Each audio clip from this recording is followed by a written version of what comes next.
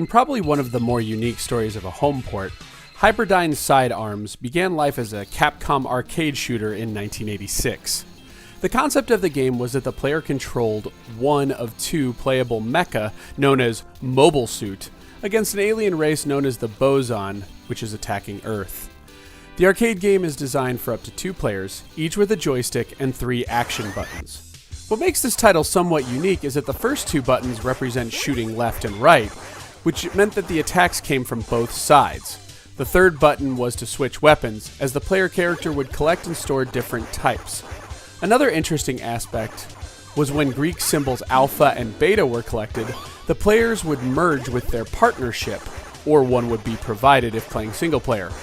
During this time, attacks would be in 8 directions, and if playing 2-player, the character who collected the power-up would control the hybrid mecha, while the other character could shoot in whatever direction was being pointed at by the joystick.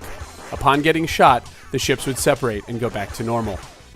When Dyne Side Arms first went home, it appeared on the PC Engine and TurboGrafx-16 as a HuCard game in the summer of 1989. It captured the graphics of the arcade game well, but had to make some sacrifices including sound quality and gameplay. Of note, the soundtrack is stripped, making most of the PC Engine sound chip, but not capturing the energy or substance of Capcom's arcade score.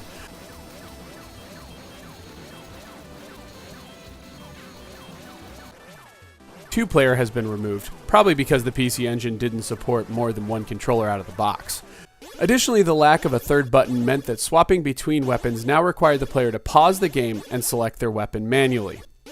Less than 6 months later, this title, Dyne Side Arms Special, released on the PC Engine CD with a plethora of worthwhile content. As you may expect, the soundtrack has been remastered, and thanks to the CD Red Book audio format, the distinct soundtrack comes through with newfound quality.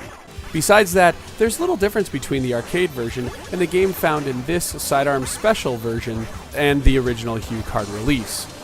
The biggest difference comes from an alternative mode, Before Christ, that is, as far as I can tell, remains an exclusive only for the PC Engine CD released. Before Christ is a complete reworking of the original game to the point that it feels like an alternative version of overall design. The first striking change is that the graphics are simplified, resembling more of an early 68,000 or even earlier microcomputer title rather than a PC Engine CD release. Given the fact that this game released in Europe on almost all popular microcomputers at the time, I searched to try to find Before Christ mode in these releases and came up empty. Aside from the graphics, the soundtrack is also reworked. However, I don't personally feel the quality of the sound or even the music itself is simplified as drastically as the visuals.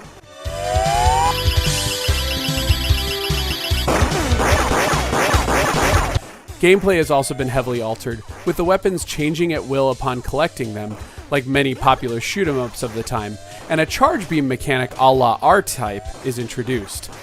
Additionally, dying no longer spawns you where you were killed, but rather returns you to a checkpoint. So it's like the difference between Gradius and Salamander in that respect. The game also remains solely a one-player experience.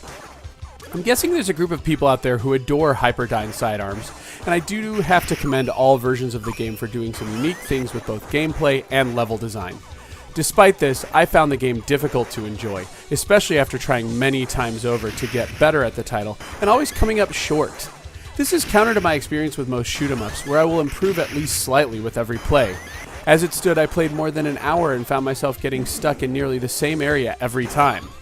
The only saving grace was Before Christ mode, which I hadn't learned the details of when I picked up and played the game. I thought it was the original version from years past that was added in as a bonus, and found myself surprised how much I enjoyed it more than the core game that was on the PC Engine CD. Now knowing that it's an exclusive remaking of the original game, I can't recommend this version enough given that I don't care much for the base game.